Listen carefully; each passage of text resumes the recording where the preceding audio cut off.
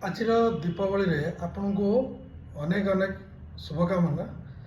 दीपावली रे निश्चित भाव में आपण मैंने बाण फुटाऊे आउ लाइटिंग भी हो इलेक्ट्रिक तेणु दुई तीन टा इमरजेंसी कंडीशन हो पारे।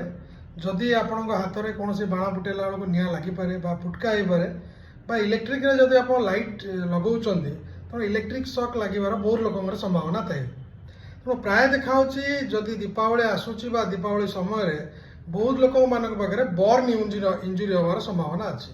तेणु बर्न इंजुरी माने कौन जे हाथ में जब फुटका हो हाथ लाल पड़ी बा इलेक्ट्रिक द्वारा आप शॉक लगी जब कौन घा हो निश्चित भाव में आप कौन करेंगे ना प्रथम इलेक्ट्रिक शॉक जदि कौन क्षेत्र में आप हाथ में लगुच तुरंत स्विच ऑफ करूँ आ दूरे की रुहतु आउे आप डॉक्टर परामर्श करूँ। आउ जदि आप निआ पड़ जाऊँगी निआर हाथ में फुटका हो निश्चित भाव में निआर काढ़ी पानी में मिनिमम 10-15 मिनट आगे धोई दिंतु डॉक्टर सहित जोगाजोग करूँ। निश्चित भाव में जदि आप स्मॉल ट्रिक्स आप जानवे ताल आपंकर इंजुरी जो कॉम्प्लिकेशन बहुत कम पारे।